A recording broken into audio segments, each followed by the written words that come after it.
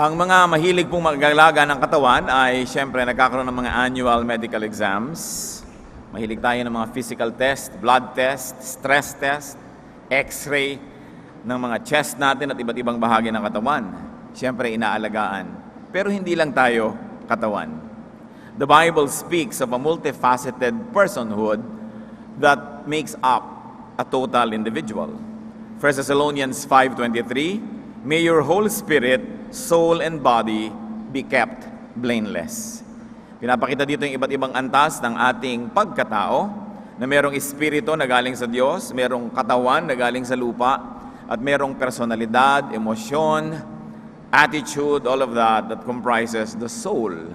When a person dies, the spirit goes back to God, the body returns to the ground, and the soul ceases to be. Pero kailangan natin sa buhay na ito ng soul test. Kung may physical exam, kailangan natin ng soul exam din. And so, ang atin pong pag-aaral ngayon, para tuloy-tuloy tayong lumago at ating matamasa ang mga pagpapala ng Diyos at tayo maging pagpapala sa iba, a great and helpful soul test. Isang mahalaga, kailangan natin na pagsisiyasat sa sarili at nang malaman natin ang kalagayan ng ating kaluluwa o ng ating pagkatao, ng ating personalidad. Diyos namin sa langit, salamat sapagkat kayo Diyos na maunawain, mapagpatawad, maibigin. Patawarin niyo po kami sa mga kasalanan namin. Di lumilipas ang panahon na kami hindi nagkukulang at kayo naman, Panginoon, ay lagi nagpupuno. Forgive us our sins, cleanse us, Father, make us worthy to come into your presence. Not because we are worthy on our own, but because you forgive us, you restore us, you cleanse us. Enable us to see your face, to hold your hand, to hear your voice. At nawa, hindi lang kami magkaroon, Lord, ng knowledge, kundi magkaroon kami talaga ng spiritual experience. That we may not only increase in our accumulation of facts, but may we actually digest your word. In a spiritual way, it becomes our food so that it bears fruit in our lives. Patawarin mo kami, linisin, hugasan, at ngayon, paging dapatin na lumapit sa inyo, punan niyo po mga kakulangan namin, buksan na aming mata at tainga, at gawin yung taniman ng inyong mapagpalang salita ang aming puso. Nawa, Panginoon, payapaan niyo aming loob, palakasin aming katawan, patalinuhin kami para lalo namin kayo maintindihan, and may you also protect us from all evil men and evil spirits, from all malicious works of darkness. Protect us, enable us to see you. In the name of Jesus our Lord, we pray. Sa amin ng Psalm 139, verses 23 to 24, search me, O God, and know my heart. Test me and know my anxious thoughts. See if there's any offensive way in me, and lead me in the way everlasting. Ito ang pagbubulay-bulayan natin at babalik-balikan na verses sa ating pag-aaral ngayon. Kung may heart test, merong mga angiogram, merong mga kung ano-anong ECG procedures, meron ding test ang Panginoon at hindi lang yung physical heart ang pinag-uusapan, kundi yung ating spiritual heart. At ang unang hinihingi ng Psalm 139, search me, O God. Sa pambungad pa lang na salita na ito, ang umaawit ay handa na magpasuri. Handa siya na bulat-latin ang kanyang buong puso para malaman kung anong tama at ano ang mali. At ito ang unang attitude ng isang taong aasenso at gaganda pa ang paglagong espiritual. Search me, siyasatin mo ako, O Diyos. Dito pa lang makikita natin that God is the examiner. Kasi search me, O God. Hindi sinabing search me, O Doctor, search me, O Captain, my Captain. Sabi, search me, O God. Because God is the examiner, the examination will therefore use God's tools. At ano ba ang mga kasangkapan, gamit ng Diyos para sukatin, siyasatin ang isang tao? First of all, the Spirit of God.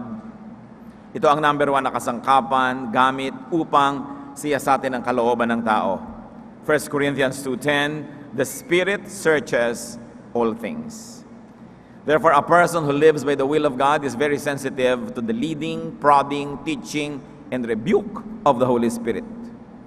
Yan ang unang-unang ahensya or agent na ginagamit ng Panginoon para malaman natin kung tama tayo o mali, malusog ba o hindi. The Spirit.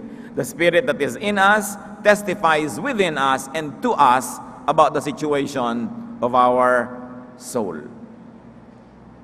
Kaya kung tayo may mga ginagawang mali, nalulungkot naman tayo. At kung hindi natin lubusan na binabaliwala ang ating konsyensya, nakakausap niyan tayo. The Spirit speaks to us. Hindi mo kailangan na i-test ka ng iba, hindi mo kailangan ng mga sophisticated instrument, tingnan mo lang ang kalooban mo, alam mo na. Another instrument of the Lord in setting the standards of health, spiritual health, is the Word, the written Word of God, the Bible.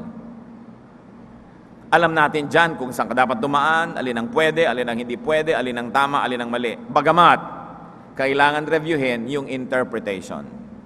While the Word of God does not change, and it is always true, it is the scholarship of theologians, the scholarship of those who read and interpret the Bible that must always be checked. Laging tama ang salita ng Diyos, pero hindi laging tama ang interpretasyon at application ng mga tao. That's why sometimes the Word of God becomes oppressive because of poor scholarship, because of poor and faulty reading and application. Lalong-lalo kung ano yung mga tama sa isang kultura, ay ia-apply mo bigla sa ibang kultura na mayroong mga ibang mga pananaw, mga bagay na hindi naman talaga moralidad, kundi cultural lang, kuminsan doon nagkakamali. At doon na-oppress sa mga tao because of faulty translation and faulty interpretation. But the Word is God's tool. Una, may espiritu ka na ng Diyos na nagbibigay ng test sa loob, tapos meron pa na nagbibigay ng test sa isip. Kung alam mo ang salita ng Diyos, alam mo kung ikaw'y lumilihis o sumusunod. 2 Timothy 3:16, all Scripture is God-breathed and is useful for teaching, rebuking, correcting, and training in righteousness. Pagka alam mo yung salita ng Diyos, kumpleto ka ng standard, kumpleto ka ng panukat para lagi mong nalalaman kung labis ka ba, kulang, o tama lang. And of course, we're also talking about the written law, which is enshrined in the laws of God. May isa pa pong tool ang Diyos, natural law. Because God is the author of natural law, we must also listen to natural law. Hanggat maaari, pinapakinggan natin kung ano yung likas, ano ang hiyang sa isang tao, ano ang likas, ano ang hiyang sa isang bayan, sa isang kultura, sa isang komunidad, sapagkat napakalaki ng chance na yung likas at hiyang, yun ang tama para sa kanila. Because we were designed by an intelligent God. Kaya merong mga hiyang at may mga tama para sa iyo na hindi hiyang at hindi tama sa iba.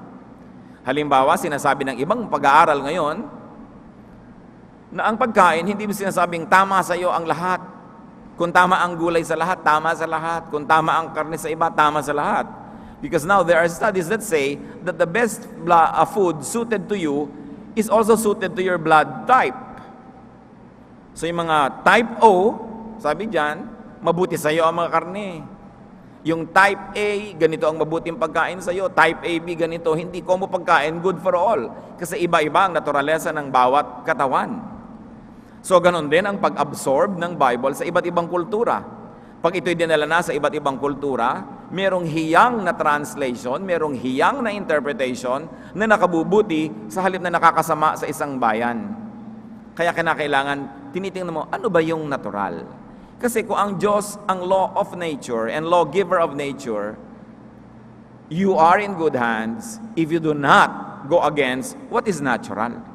Kasi siya ang lumikha niyan. Therefore, the law of God, written in natural law, would be logical. And it would give us order because God is a designer.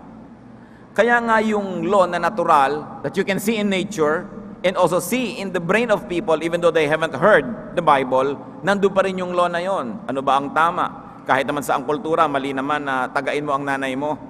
Di ba? Hindi mo kailangan yung Biblia para malaman mong mali yon. Mali na nakawan mo ang kapitbahay mo, anihin mo ang hindi mo tanim. Nakasulat naturally sa isip ng tao kung ano ang malit tama. Kaya lang, pag patuloy mong pinakinggan yung malit, sinunod yon, nababaluktot yung nakasulat sa iyong isip. Pero nakasulat pa rin yon. Romans 2:14-15, indeed, when Gentiles who do not have the law do by nature things required by the law, they are a law for themselves, even though they do not have the law. Since they show that the requirements of the law are written on their hearts, their consciences also bearing witness, and their thoughts now accusing, now even defending them. Kapag daw ang mga hentil na hindi saklaw ng kautusan ng Israel ay gumagawa batay sa panuntunan nito, ayon sa kanilang likas na pag-iisip, ito'y nagiging kautusan na para sa kanila. Ipinapakita ng kanilang mga gawa na nakasulat sa kanilang puso ang panuntunan ng kautusan. Pinapatunayan din ito ng kanilang budhi, sapagkat kung minsan sila ay sinusumbatan nito at kung minsan naman sila ipinagtatanggol nito sa kanilang isipan. So ang sinasabi ng sumulat ng Roma, kahit wala yung mga non-Israelites ng ating law, nakasulat pa rin yan sa kanilang puso. So titingnan mo lang kung anong sinasabi ng puso mo, masusukat mo na, tama ka ba o mali. Mas nagiging malinaw lang and more finely tuned if you now have verses and you have these chapters and you have these books of the Bible that tell you plainly what is good and what is not good. Another tool of God that we should never forget in assessing ourselves is social, legal, and formal law. Ito na yung mga batas na ginagawa ng tao. Pero ang batas naman na ginagawa ng tao ay nakabatay una sa batas na isinulat ng Diyos o kung hindi man, sa batas na nakaukit sa puso ng tao kahit nabasa niya ang Biblia o hindi. Kaya halos lahat naman ng mga batas ng bansa pare-pareho eh. Huwag kang magnakaw, huwag kang pumatay, pare-pareho yan. 1 Peter 2:13-14, submit yourselves for the Lord's sake to every authority instituted among men, whether to the king as the supreme authority or to governors who are sent by him to punish those who do wrong and to commend those who do right. So pag sinusuri po natin ang ating sarili, tinitingnan natin ano ba ang sinasabi ng natural law. Am I going against natural law? Ano ba ang sinasabi ng law of God as enshrined in the Bible? Ano ba ang sinasabi ng law of the land, ng kaugalian ng aking bayan, ng aking kultura, sapagkat ito man ay isang uri rin ng batas. Lahat yan, tinitingnan natin kung nagiging mabuti tayong mamamayan, nagiging mabuting anak ng Diyos, o nagiging mabuting individual. Pero bigyan natin ng diin, submit yourselves thou to governors who are sent to punish those who do wrong. Pero kung yung governor na ang doing wrong, magsasubmit ka pa ba doon? Dapat mong isiping mabuti yon. Because the premise of the submission being asked by the Bible from the people is submission to righteous leaders. That while they are dispensers of righteousness, they are extensions of God's arms, we must submit to them. When they become extensions of satanic arms, isipin mong mabuti kung nag-a-apply pa itong policy na ito. In other words, natural law, legal law, social law is given for orderliness. Para may ayos. God kasi, God ng kaayusan. Kaya ang mga kaugalian, nagbibigay ng kaayusan kasi pag bigla mong sinuway, nagugulo yung social fabric. Matthew 22 verse 21, give to Caesar what is Caesar's, and to God what is God's. Sinusuri natin ang ating sarili. Talaga ba? Ibinibigay ko ba yung kay Cesar? Ibinibigay ko ba yung sa Diyos? Kung ako ba ay bumibili sa tindahan, ibinibigay ko sa nagtitindaan tubo o panahingi ko ng discount? Ako na lang ang nakinabang.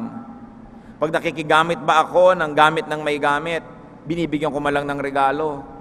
Nang hiram ako ng mga kaldero, yung isa ba naman o isinoli ko, may laman o walang-wala. You give to Caesar what is Caesar's. Kung sino ang nagbibigay sa iyo, susuklian mo. Kung sino ang karapat-dapat tumanggap ng iyong katapatan, ng iyong kabutihan, ng iyong paglilingkod, gagawin mo yon. Because you give to Caesar what is Caesar's, and to God what is God's. Titus 3:1, remind the people to be subject to rulers and authorities, to be obedient, to be ready to do what is good. Now, will you rally behind an evil leader? Hindi na yun good.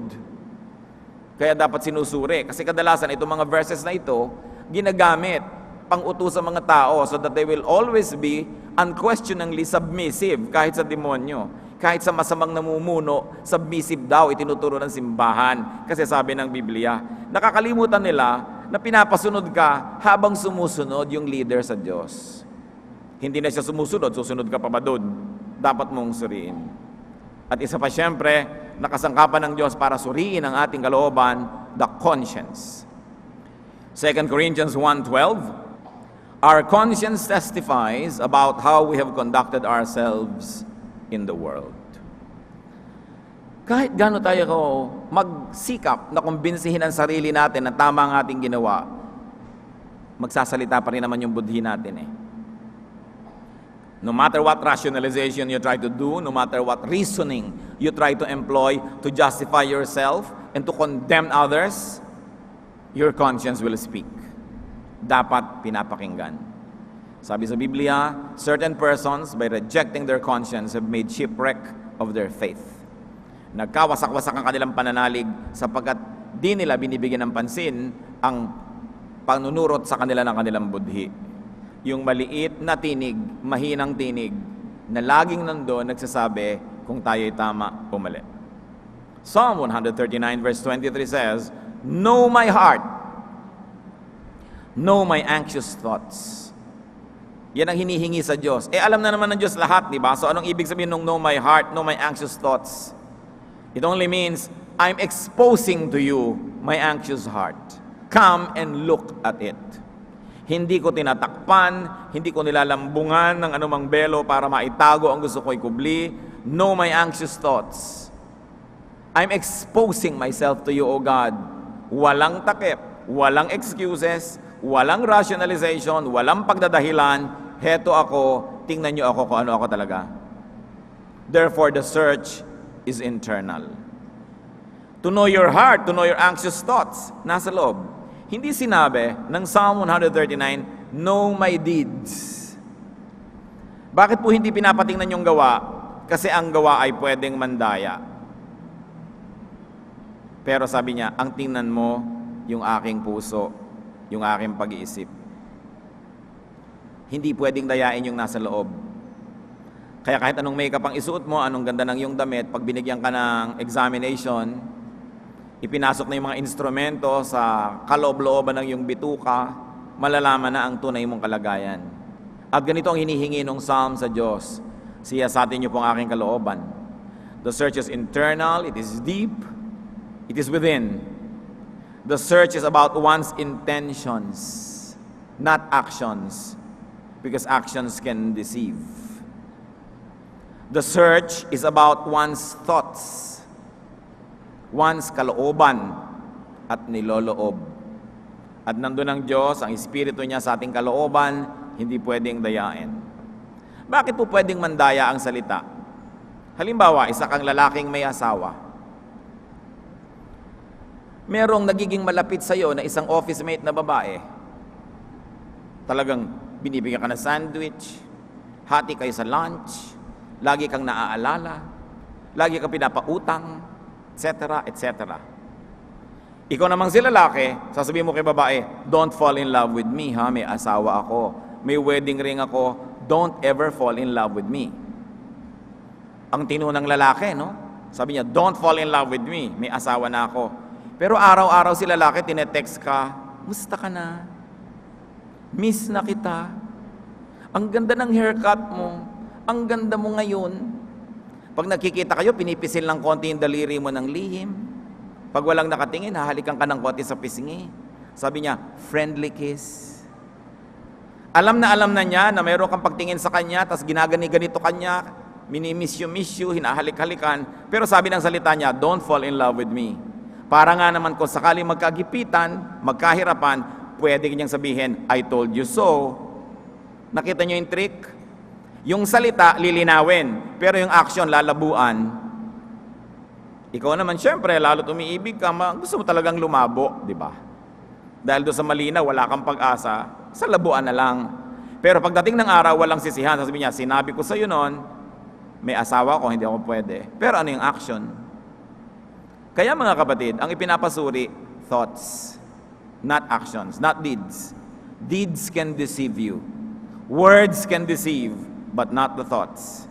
Kaya yung tunay na aasenso ang espiritualidad, yung tunay na magpapalinis ng kalooban, ang ipapasiyasat sa Diyos, Lord, yung pong thoughts ko. Oo nga, mabait kayo sa isang tao, ano pala yung intention mo? Masama pala yung intention mo. Eto ka, bata, binibigyan ka ng candy, yung pala pampatulog yun para ma-rape ka. Pero tuntua ka, binibigyan ka ng candy, ano yung intention? The person should allow God's instruments to probe, to see, and to hear what happens beneath the surface. Tayo man mga kapatid, lahat ng ginagawa natin, ipasiyasat natin lagi sa Diyos yung loob. Ano yung niloloob ng mga gawain natin? Kung sa medicine nga, may endoscope, ipapasok sa lalamunan mo, ipapasok sa katawan mo yung instrumento, may camera, may ilaw yon. Meron pa ngayon na capsule endoscope. Lululunin mo, akala mo capsule, pero camera. May dala na rin siyang light. Ma-film niya yung lahat ng nangyayari sa iyong esophagus, hanggang sa iyong stomach, hanggang sa iyong large intestines, hanggang sa iyong small intestines. At na-film. Paglabas nun uli, siyempre aabangan na lumabas yun, ire-replay, alam na nila nangyari sa loob mo. Sabi natin, wow, advance. Pero kailan lang nagkaroon yung capsule endoscope? Ngayon lang, kamakailan. Pero 1,000 taon na, nun pa man, walang ganyang kailangan ng Diyos. Alam niya ang ating niloloob. Akala natin, advance na tayo. Ang liit-liit pa nga ng paglapit natin sa karunungan ng Diyos. Kaya sabi, Lord, yung karunungan nyo ang gamitin nyo para ako sukatin. Kasi ang sariling karunungan ko, mandaraya. Ang karunungan ng tao, maaring kulang. Pero yung sa inyo, yun ang totoo. Imagine what kind of instruments God has. So we will always allow, and we should always allow God to examine us. Psalm 139, verse 24, ano yung sabi dito? See if there is any offensive way in me. I think this is one of the most important statements of man.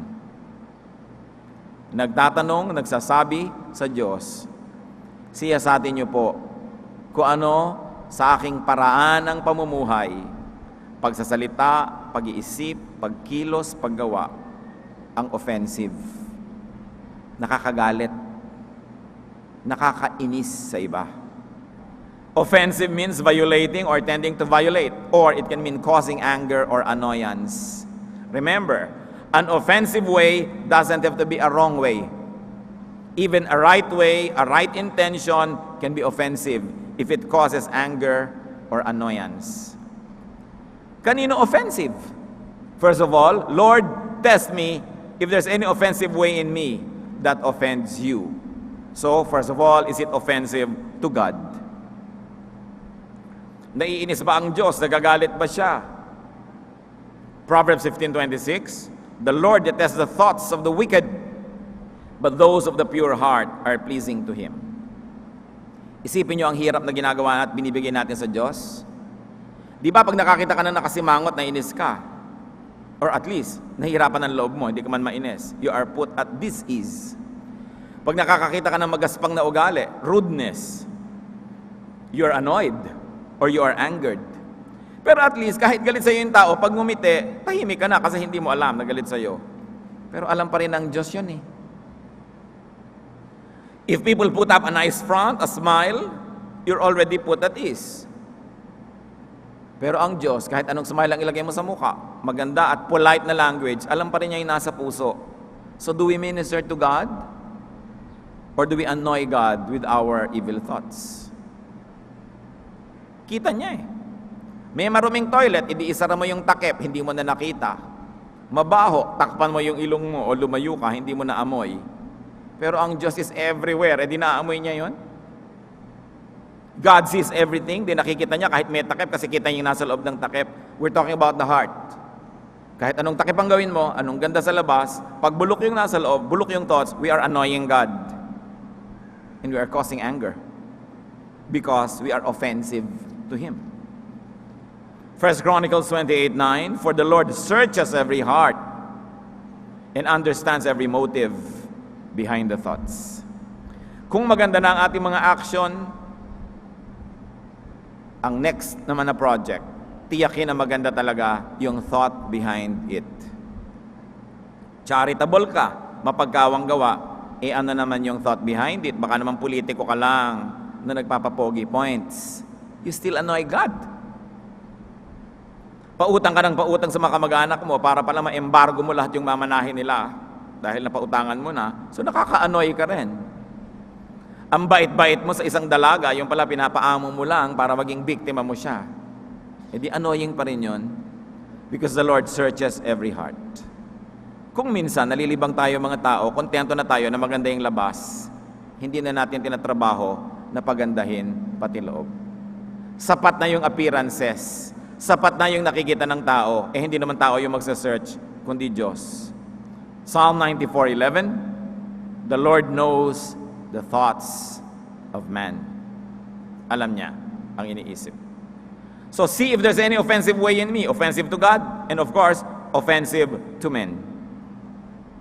And in very practical terms, mas nais nating bigyan ng pansin yan.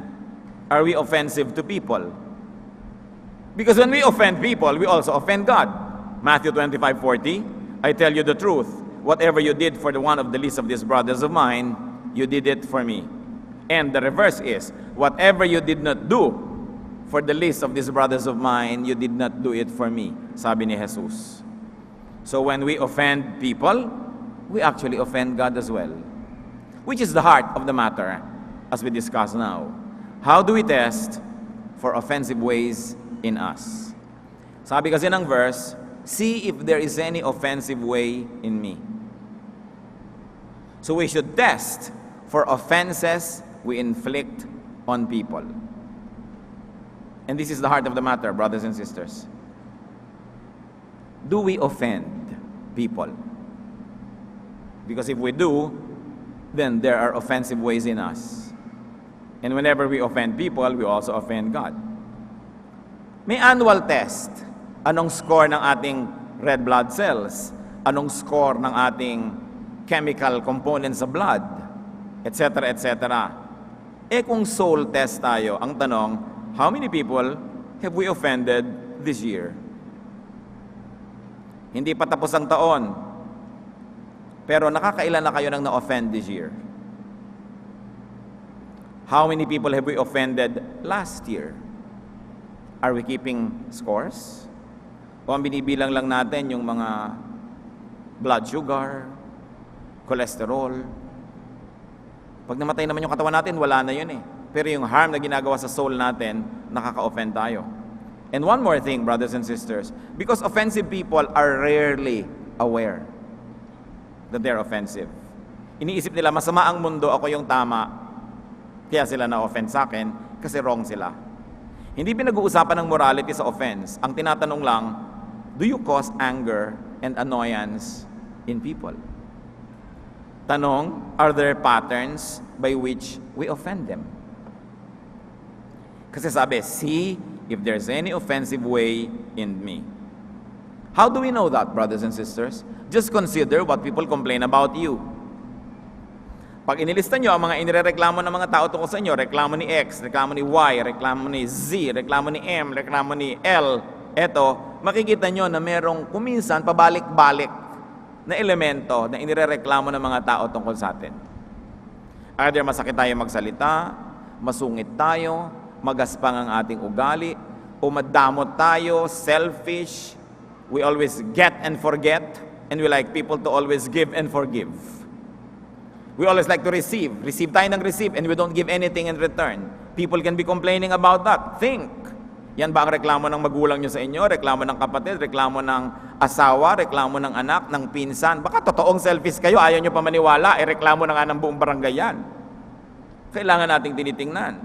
Very often, we dismiss people who quarrel with us, who dislike us, and who leave us as mistaken, as wrong, as evil. Therefore, we are unable to test our souls. Mag-review tayo mga kapatid. Lahat ng na-offend sa akin, nagalit sa akin, nagtampo sa akin, ano ang ikinakagalit, anong itinipinagtatampo, hindi ko pwedeng sabihin na mali sila, lalo't lampas na sila ng 2 o 3. Kung isa, kaisa-isa sa buong buhay niyo yung nagtampo, sinasabi ganun ka, baka mali siya. Pero kung 2 na yan, mag-isip ka na kapatid, 3, 4, 5, nako. Kailangang manahimik at isipin mo. Alangan namang nag-usap-usap sila na pareho sila na irereklamo tungkol sa iyo. Kadalasan gan, hindi sila magkakakilala eh. Baka totoo na. If there is a pattern by which people are being offended by us, we should begin a thorough personal soul test. Yung iba, mga ngatwiran, kasi mga mabababa ang rango nila sa office, natural, magagalit sila sa akin kasi mahigpit ako.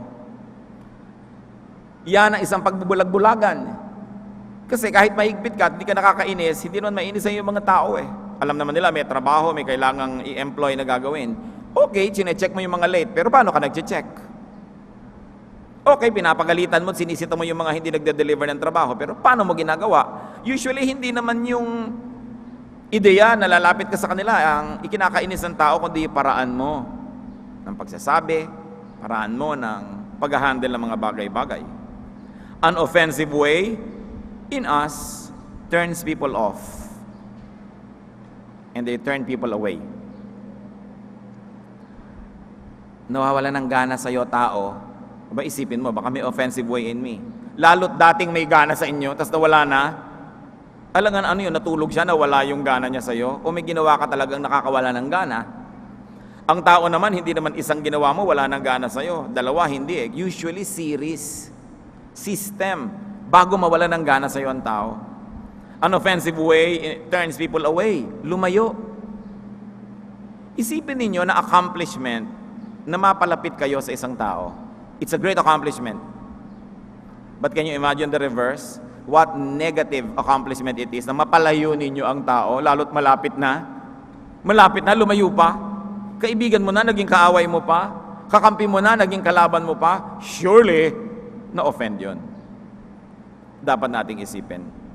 Are we generally liked or disliked?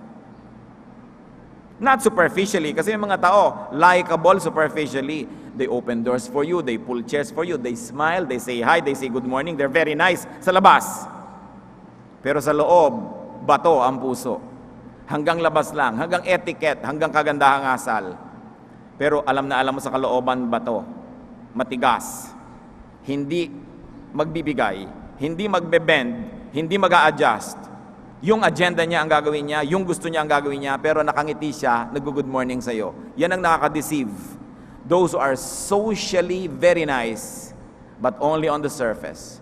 It's like a soft velvet glove worn by steel fists. Ganun yun. Ang lambot-lambot na guwantes, pero ang loob, kamay na bakal. Matigas pa rin. Madali tayo kasing madala pag ang tao ay maamo, marunong mag-good morning, may etiquette, akala natin mabait na. Tayo man ganon. Pag mapagbigay tayo sa labas, eto ang plate, ikaw muna unang kumain, hello, good morning, may konting baw. Akala na natin mabait na tayo. Pero paano tayo nagbibigay sa ating kapwa? Paano tayo nagpaparaya? Paano tayo nagsasakripisyo kung kailangan? Doon nalalaman yung lampas sa pang-ibabaw na kagandahang asal. How do we know if we're offensive? Ask. Do our conversations generally end in quarrels? Pag nakikipag-usap kayo, kadalasan ng ending away, kahit sino yung kausap nyo, mag-isip-isip na kayo, kapatid. Something is very offensive in me. Mahirap manggalit, ha? It takes a lot of energy to anger somebody. And people will rather not be angry than angry. So pag napagalit nyo yan, kagalit-galit nga kayo.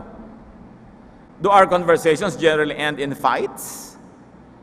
Maraming relihiyoso ganyan, maraming born-again Christian ganyan. Pag nakikipag-usap sa kamag-anak, ang ending, batuhan ng Bible. Walk out, awayan, sumbatan. Kasi offensive ang way. Maganda ang layunin, dalin sa Diyos ang kapwa, pero nakakainis ang pamamaraan. Nakakainisan. Magtanong-tanong tayo mga kapatid, ang dami ko nang nakita, magkakapatiran pa daw, magsasali-sali, magne-negosyo, mamaya away-away. Hindi naman kasali yung pastor nung nag-incorporate, ngayon naghihiwalay na, pastor, singilin nyo naman po si brother, sabihin nyo magbayad sa akin.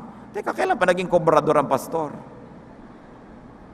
Gustong isangkot sa mga gulo, pero hindi naman kasali nung nagsimula sila mag-usap. Ang tanong, ang ganda ng usapan nyo noon, ba't kayo nagkagulo?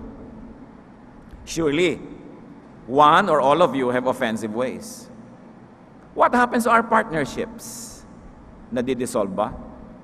What happened to our friendships? Do they end badly? Then you have to ask yourself, Lord, search my heart. Is there any offensive way in me? Kahit pag nananalamin ako, ang ganda-ganda ng mukha ko, ang ganda-ganda ko ngumiti, perfect ang mga pronunciation ko ng good morning, pero bakit nakakainisan ako? Maling-mali ang mundo, ang sama-sama ng mundo, ako lang ang tama. Ganyan ang kadalasan na point of view ng iba. Kaya hindi nasusuri, hindi nagagamot. sugat man na tinatakpan ay hindi mapapagaling. Kailangan tanggalin ang takip, tanggalin ang langib, kudkurin, suyudin, linisin, masakit, mahabdi, pero yun lang ang paraan para gumaling. Paano mo malalaman, kapatid, kung ikay mabuting tao o hindi? Ano nangyayari sa iyong mga kapagkaibigan, pakikipagmabutihan? Nauuwi ba sa gulo? Matthew 7:17 to 18 and 20. The Lord Jesus speaks, "Every good tree bears good fruit, but a bad tree bears bad fruit. A good tree cannot bear bad fruit, and a bad tree cannot bear good fruit. Thus, by their fruit, you will recognize them." Huwag na tayong malito. Tama ako, maganda ang pamamaraan ko, etc., etc. Ang tanong ito, ano naging bunga? Minakaaway ka. So yung bunga, ang test ng puno. Kung mabuti ang puno, mabuti ang bunga. Sapagkat ang masamang puno ay hindi mabubunga ng mabuti, at ang mabuting puno ay hindi mamumunga ng masama. Kung kadalasan sa mga relasyon mo nagwawakas sa away, hindi maganda ang puno. Kung ang mga partnership mo, kasosyo mo, lagi kayo nag-aaway-away, hindi maganda ang iyong pamamaraan. Huwag mong sisihin ang mundo. At least, kasali ka sa mali, pero hindi pwedeng sila lang ang mali. Kaya ang sabi, search me inside. Kasi kung panglabas lang, madali nating dayain ang ating sarili. You will know if you have offensive ways, if you offend people. Nakakainisan ka. Nilalayuan ka. Nakikipaghiwalay sa iyo yung dating malapit. Nakanglalamig sa iyo yung dating mainit. Tinatabangan sa iyo ang dating ganado. Alam niyo kung anong sayang ang panahon. Kasi sa ating pakikipagkapwa, sa ating pakikipagmabutihan, we invest time. We invest effort. We invest money. We invest talent. Tapos ang tagal-tagal nyo magkasama, sobrang investment nyo, ang ending mag-aaway kayo, sayang lahat yon. Hindi naman ibabalik ang panahon. Yung bang lumipas na petsa, may ibabalik mo? No way. Sayang. Kaya dapat, yung nandun na pinapahalagahan. Yung kaibigan mo na, pahalagahan mo na. Yung asawa mo na, ang tagal-tagal mo ligawan, partner mo ngayon, huwag na mawala na siya ng gana sa'yo hanggang layasan ka na. Yung kasama mo sa trabaho na ang tagal-tagal nyo magkasama, kasosyo mo, ang dami nyo magagandang araw na magkasama, bakit ang gagawin yung ending? Away. Dapat tingnan, is there any offensive way in me? Why is it the solution? Because as long as you always accuse the other person will do the same, accuse you, hindi yan mariresolve. Kailangan ayusin mo yung sarili mo, ayusin niya yung sarili niya, magkakaayos kayo. Sabi, see if there is any offensive way in me. Hindi tayo pumupunta sa Diyos, sabihin, Lord, tingnan niyo po kung may offensive way kay kapatid X, kay kapatid Y.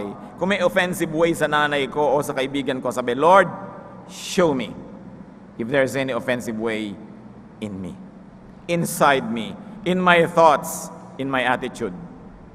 Mark 7:21 and 23. For from within, out of men's hearts, come evil thoughts. All these evils come from inside and make a man unclean. Malinis ba ang aking konsyensya? Deceitful ba ako? Nang uuto ba ako? Do I lure people into my traps? Pasakay ba ako, padama, manipulative? Am I scheming? Dapat tinatanong yan sa sarili. Kasi alam naman yan ng Diyos eh. Bakit natin tinatanong? Hindi para sa Diyos, para ma-review natin ang ating sarili. Romans 12:2, kung talagang gusto nating magbago, bumuti ang buhay, be transformed by the renewing of your mind. Then you will be able to test and approve what God's will is, His good, pleasing, and perfect will. Kung paulit-ulit na nakakaaway natin ang mga tao, paulit-ulit na hindi tayo nagugustuhan, paulit-ulit na inaayawan tayo, anong gagawin para baguhin yon? Baguhin ang paraan ng pag-iisip. We must change our style of thinking and style of doing things. How can you renew your mind if you'll always justify yourself and demonize others? Talaga. Paano nga naman tayo magbabagong loob kung iba naman lagi ang sinisisi mo at kinukumbinsi mong tama ka? Hindi ka talaga magbabago kasi sa tingin mo tama ka eh. Pero makinig ka sa iyong konsyensya. Kahit yun hindi pinapansin, may tinig pa rin yun. Pag pinagsasalita, malalaman mo kung anong natural, anong tama. That kindness should beget kindness. Na lahat ng nagtatanim dapat umaani. Yan ang law ng Bible. Lahat ng gumagawa ng mabuti dapat suklian ng mabuti. Anong sinusukli natin sa ating kapwa? Ephesians 4:22-24. You were taught, with regard to your former way of life, to put off your old self, to be made new in the attitude of your minds, and to put on the new self, created to be like God in true righteousness and holiness. Kailangan talikuran na ang dating pag-iisip at pamamaraan at ang harapin bagong paraan ng pag-iisip. Yung paraan na nakaayon sa kalooban ng Diyos, yung papasa pag tinest ng spirit, ng conscience, ng written law of God, ng natural law, yun. Yung natural, yung tama, yung nagbibigay ng kaayusan at kagandahan sa buhay. Ang Psalm 139:24 ends, lead me in the way everlasting. So it is God who leads. It is God's way that prevails. Luke 22:42, maging si Jesus may ibang gustong gawin pero sumuko rin sa Ama sa langit, yet not my will, but yours be done. So sabihin natin, ganito talaga ako, ganitong ugali ko Yan nga ang dahilan kaya napapaaway ka lagi Yan nga ang dahilan kaya iniwan ka na ng asawa mo, nakakaapat na nang iwan sa'yo Yan nga ang dahilan kaya nakagalit mo na lahat ng tao. Kapag pipilitan mo pang, ganito lang talaga ako. Sabihin mo kay Lord, not my will, but yours be done. Not my style, but yours be done. That which is good, pleasing, peaceful and peaceable, that which is decent and kind, yun ang style ng Panginoon. Psalm 14:10, teach me to do your will, for you are my God. May your good spirit lead me on level ground. Sabi, lead me in the way everlasting. Ang ibig sabihin lang nun, I will follow. Following God is a choice. It's a decision that becomes an action. Lead me in the way everlasting. Kanina, lead. Tapos me, ngayon, in the way. Isaiah 55:9, as the heavens are higher than the earth, so are my ways higher than yours, and my thoughts than your thoughts. Sabi ng Panginoon. Yung thought naman niya talaga yung higher. Paraan niya man tama, ba't pa tayo makikipagtalo? Lead me in the way, meaning your way, the higher way. Noong tinatanong ni Jesus sa kanyang mga alagad kung iiwan siya ng mga alagad na ito, sa John 6:68, sabi ni Simon Peter, Lord, to whom shall we go? You have the words of eternal life. And even now, we can quote that. Lord, to whom shall we go? You have the words of eternal life.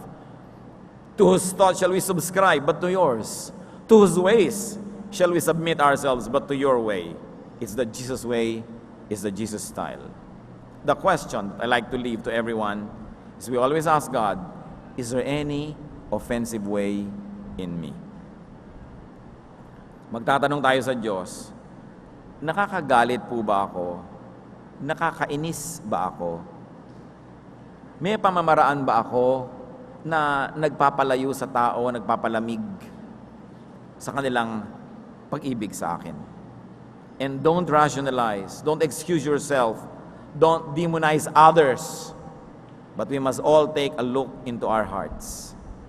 Unless the others are simply Pharisaic, then marahil tayo ang may kasalanan.